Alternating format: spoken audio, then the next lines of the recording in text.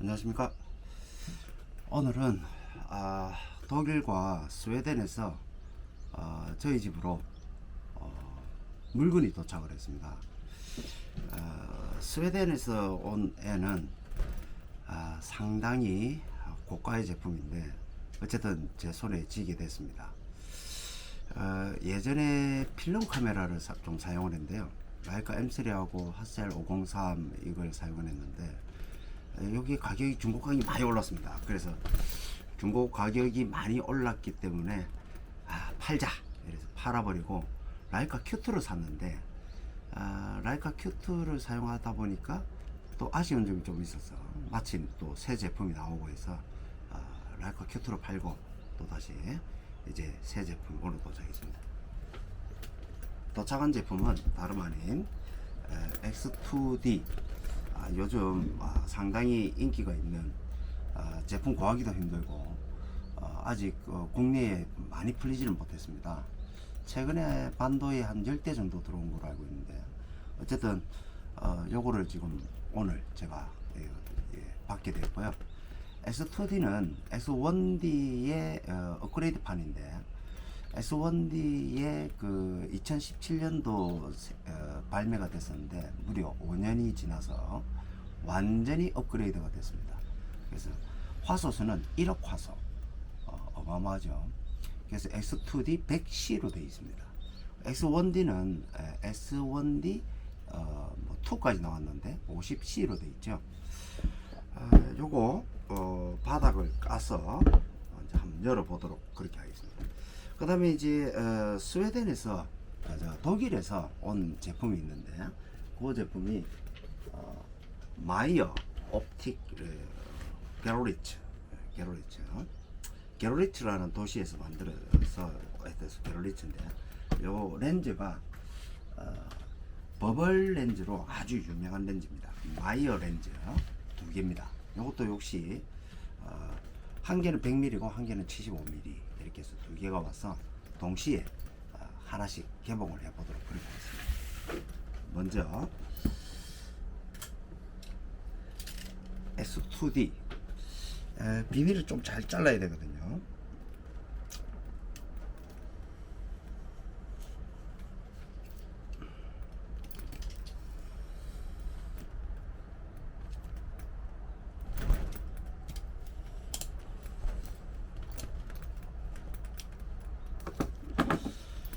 이게 이제 이렇게 벗기게 되면 됩니다. 제가 화면이 올라가 버렸네요. 제 얼굴을 추적하다 보니까 얘가 이렇게 벗게 됩니다. 이렇게 벗게 돼서 아래를 홀라당 벗게 되면 이제 쏙 빠집니다. 자, 얼굴 한번 봅시다. 따끈따끈한 신상 X2D입니다. 바디가 아주 만듦새가 아주 좋습니다. 지난주 토요일날 제가 이거를 만져봤거든요. 만져봤을 때 첫 번째가 요 앞부분이 그립이 굉장히 좋았어요. 그립 자체가 좋았고 그 다음에 이제 좀 특이한 게 요 옆에 보면 우리가 이제 거리라고 하죠. 스트랩을 거리가 예전에 503하고 비슷합니다. 503. 그러니까 503 시리즈에 썼던 그 고리 형태로 구성이 되어 있습니다. 요 구성이 조금 빈티지 느낌도 좀 나고 끌길 거 생각하면 좀 그렇지만 어쨌든 괜찮은 것 같습니다. 그 다음에 좀 특이한 게 여기 보면 뒤쪽에 보면 조이스틱 내지는 조정하는 게 전혀 없습니다. 그래서 저는 이제 좀 궁금했던 게 AF 초점을 맞출 때 이렇게 조정을 해야 되는데 그걸 어떻게 맞추지 이렇게 생각을 했거든요. 그런데 이제 몇 가지 방법이 있는데 가장 편한 거는 이렇게 지어서 요 부분, 요 아랫부분이죠. 요 아랫부분이 패드 같은 역할을 합니다. 그래서 여기서 조금만 이렇게 움직여도 AF 초점 지역이 삭삭삭삭 움직입니다. 그래서 AF 잡기도 굉장히 편했던 아주 제 느낌에는 이 전체 패드를 쓰는 게 아니고 이 부분만 써도 충분하게 요 좁은 지역에 그 AF 지역을 다 맞출 수 있겠더라. 그래서 굉장히 편한 느낌을 받았습니다. 켜볼까요?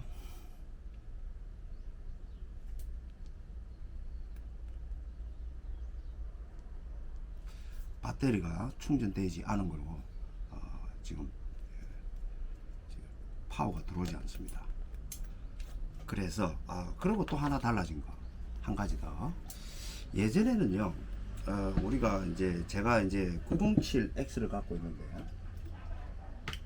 907X 같은 경우는 요 옆에 보면 이제 이렇게 열어서 요 배터리를 볼 수 있는데 이 배터리를 열면 그냥 툭 빠집니다. 이렇게. 그런데 이제 우리가 라이카 같은 경우는 눌렀을 아까 버튼을 눌렀을 때 이게 튀어나올 때 반만 탁 걸려서 안에서 걸리도록 돼 있었거든요. 근데 지금 요번에 저 X2D가 그런 식으로 바뀌었습니다. 그래서 누르면 여기 안 빠집니다. 이렇게 안 빠지고 요거를 누르면 튀어나옵니다. 배터리가 없는 게 아니고 비닐로 막혀 있네요. 됐습니다. 자, 이러면 이제 배터리가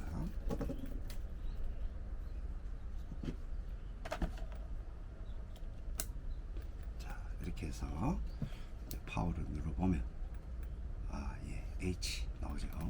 하셀의 고유 배터리가 거의 없습니다.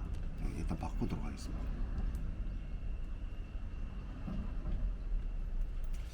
그동안에 오는 동안에 배터리가 거의 소진이 되는 겁니다.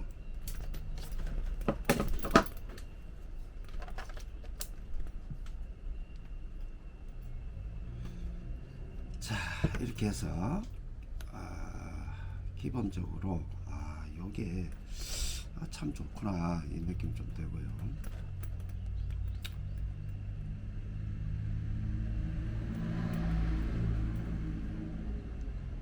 자, 앞부분은 뭐 크게 뭐 달라진 건 없는데 뭐 여기나 막 똑같은 것 같은데,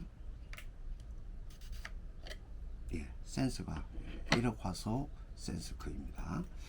이게 우리가 기본 중형으로 봐서는 사실상 이게 중형 포맷의 크롭이라고 생각하시면 됩니다. 기본 그 크기가 조금 작습니다. 그러니까 약간 작은 중형 이렇게 생각하시면 되는데, 뭐 어쨌든 일반 풀 프레임보다는 훨씬 크죠. 자, 금방 21mm를 붙여봤습니다. 21mm도 굉장히 사진이 좋거든요. 초점도 잘 잡히고. 자, 이 소리 들리십니까? 찡찡찡 하는 소리가 들리죠? 구동소리. 요번에 38mm, 55mm, 90mm라는 렌즈가 새롭게 나오는데, 그 렌즈의 특징은요, 이 소리 자체가 없습니다. 그래서 탁 누르면 그냥 바로 초점이 잡히더라고요. 깜짝 놀랐습니다. 왜 찡찡 소리가 안 나지? 하셀에 뭔가 변화가 있나? DJI가 들어오면서 굉장히 이 렌즈를 잘 만드는 것 같아요, 요번에. 그래서 38mm는 조금 써볼까 하는데 가격이 워낙 사악해서 도저히 그거는 사기는 그럴 것 같고, 요번에 이쪽으로 넘어가서 X2D의 그 특징 중에 하나가 ISO가 보면 64가 들어왔습니다. 64. 우리 907 같은 경우는 100으로 끝이었거든요. 64 요거 괜찮은 것 같습니다. 64로 하게 되면 입자가 아주 곱겠죠. 그리고 제가 확인해 본 바로는 ISO 한 3200, 6400까지는 깨끗한 걸로 그렇게 나오더라고요. 확인을 사진을 좀 검색을 해보니까. 그래서 이것도 괜찮다. 왜냐, 907 가지고 3200 정도 찍으면요 자글자글합니다. 그래서 보통 저는 한 1600 정도로 놓고 한 번씩 찍긴 한데, 특히 그 반딧불 사진 같은 거. 근데 이거는 한 2배 정도, 그러니까 3200에서 6400 정도까지도 무난하다 느낌이 되고요. 나머지는 뭐 크게 화소의 차이가 워낙 커서 그렇지, 나머지는 뭐 크게 달라질 거는 뭐 다른 건 없다고 생각이 됩니다. 자, 그러면 이제 나머지는 일단 옆에 좀 제껴놓고요.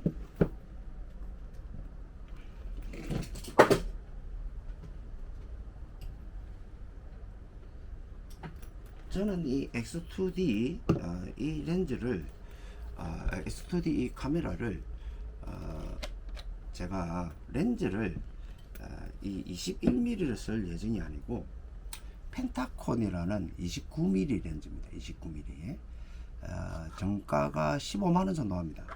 요거를 이렇게 어댑터를 사용해서 일단 라이카 M 그리고 M에서 우리가 M42에서 M으로 넘어가는 M42 렌즈입니다. 그래서 이 렌즈를 끼우면 딱 맞아지거든요. 그래서 이런 식으로 해서 제가 좀 사용을 할까 생각 중에 있습니다. 아마 이 옛날 렌즈에 이런 걸 붙이면 인식을 못한다 라고 나오는데, 요거는 전자셔터 기능을 켜면 아주 좋게 사용할 수 있습니다. 그 다음에 이 X2D의 그 장점 중에 하나가 스테빌라이제이션, 그러니까 우리가 흔히 그 손떨방이라고 하죠. 손떨방이 어마어마하게 좋습니다. 그래서 이 손떨방이 좋다 보니까 웬만하면 손으로 들고 장노출까지 가능합니다.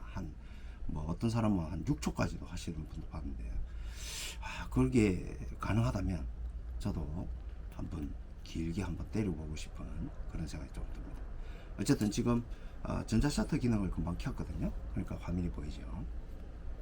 그래서 요 렌즈와 요 29mm 펜타콘 요 렌즈와 오늘 이제 개봉하려고 하는 이 마이어 렌즈, 이거를 주로 이 카메라에 사용을 하려고 지금 생각 중에 있습니다. 자, 그러면 이제 마이어 제품을 한번 열어보도록 하겠습니다.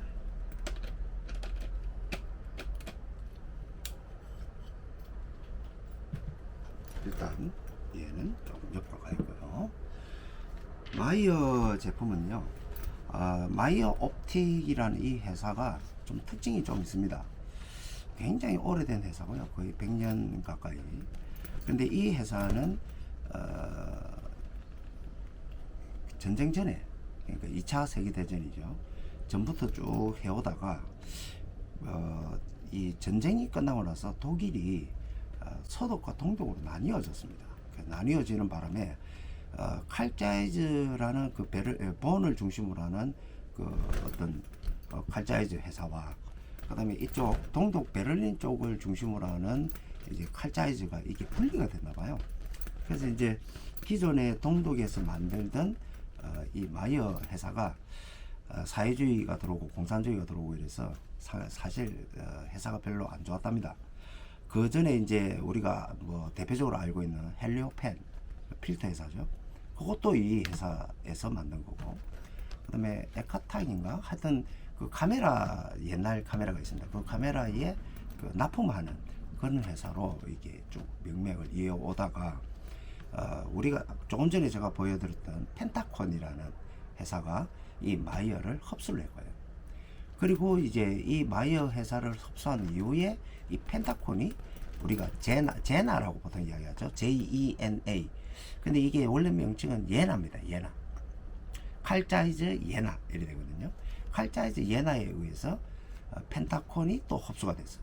그래서 칼자이즈 예나가 이 마이어 제품을 이렇게 관련해서 했는데, 초기 이 트리오플란이라는 이 렌즈인데, 초기 이 트리오플란은 독자적으로 렌즈를 만든 게 아니고요, 환등기, 그러니까 우리가 흔히 말하는 그 필름을 영상기로 돌리죠. 그러면 이제 화면에 크게 보이는데, 우리가 에픽스코프라고 합니다. 에픽스코프. 그러니까 환등기 또는 뭐 프로젝터, 우리 지금으로 치면요, 환등기에 들어가는 렌즈를 빼가지고 거기에 몇 가지 렌즈를 부착을 해서 이렇게 비눗방울 같은 아주 효과적인 그런 보케를 만드는 그런 회사입니다. 그래서 트리오플란 초기 모델을 보면요, 아주 조잡합니다. 조잡한 정도가 누가 제가 만들어도 그 정도면 안 될 것 같은. 그래서 이제 그런 렌즈를 만들었는데 이 회사가 이제 망하고 또 누가 흡수를 하고 이렇게 왔다 갔다 하다가 최근에 이제 2020년도부터 새로운 요 제품을 이제 생산을 시작했고요. 지금은 아예 이제 이 제품을 특화시켜서 이렇게 제품을 만들게 됐습니다. 구성이 어떻게 되어 있는지 한번 살펴보도록. 최대 근접이 얘는 1m 정도 됩니다. 1m. 그래서 90cm 정도 되거든요. 그럼 90cm로 촬영하시는데 그래서 마이크로는 되지 않습니다. 대신에 이제 니시에서 나온 마이크로 그 필터가 있거든요. 그걸 끼우면 아주 근사치까지 들어가지 않을까. 제가 그거 끼워서 작동하는 것도 한번 다음에 영상을 한번 찍어보도록 그렇게 하겠습니다. 자, 그래서 100mm 트리오플란, 세상에서 가장 유명한 버블 보케 렌즈입니다. 트리오플란은 예전에도 저도 사보려고 몇 번 했는데요. 중고가가 워낙 높고 만듦새가 너무 조잡해서 섣불리 그 돈을 주고 사기가 참 부담스럽더라고요. 지금도 중고가가 한 100만원씩 합니다. 그래서 이 트리오플란 요번에 과감하게 한번 찔러봤습니다. 자, 그러면 입에 75mm, 이제 100mm가 아니고 75mm를 열어보겠습니다. 형태는 똑같겠죠?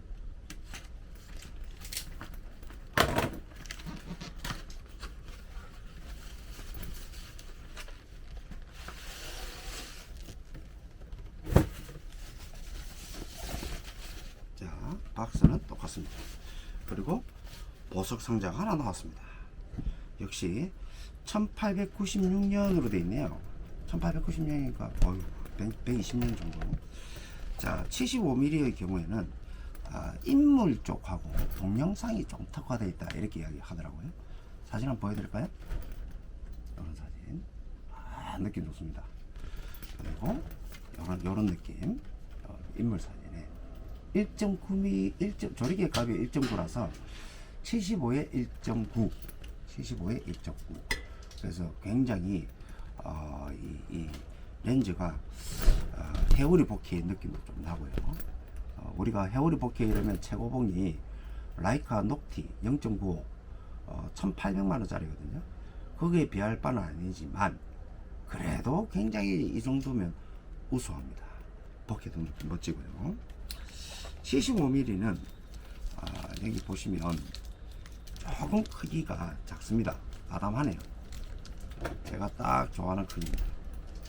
너무 크지도 않고.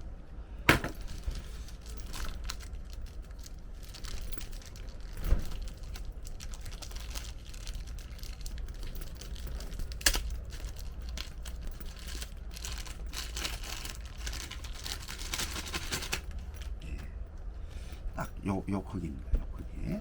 역시 M 마운트로 되어 있고요. 역시 안에 조리개는 15개로 되어 있습니다.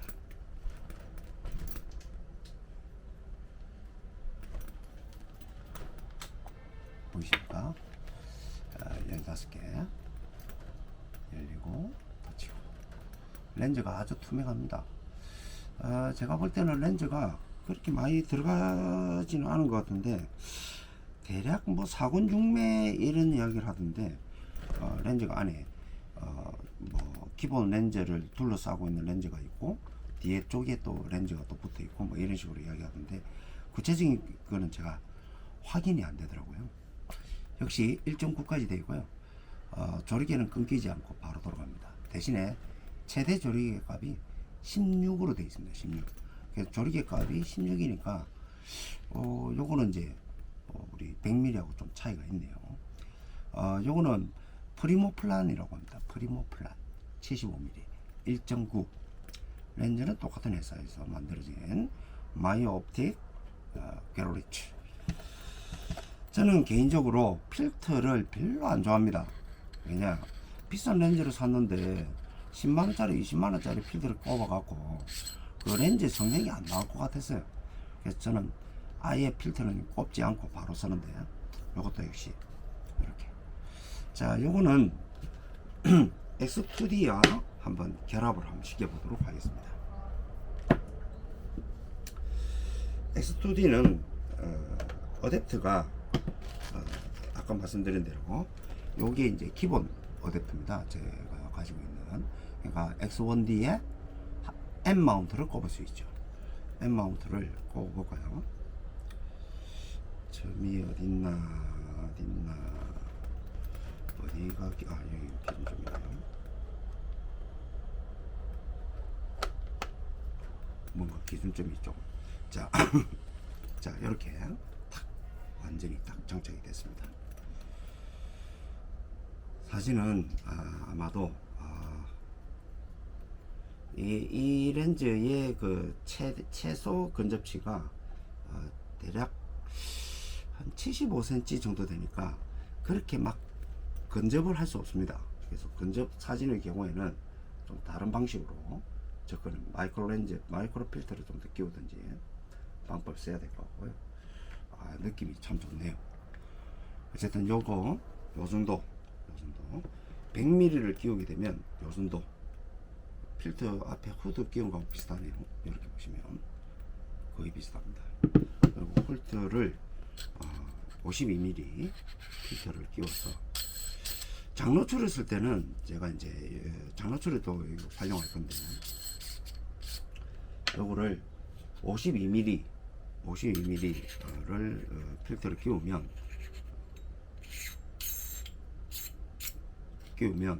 여기에 이제 앞에 그 니시에서 나온 필터 그 옵션이 있습니다.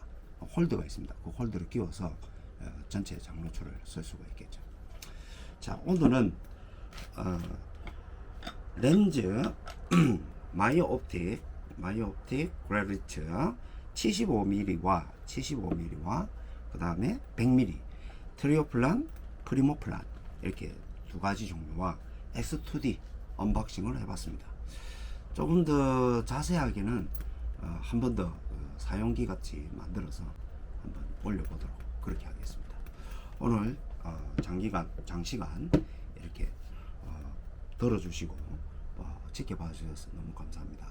좋은 사용기로 다시 한 번 더 유튜브를 제작을 해서 올리도록 그렇게 하겠습니다.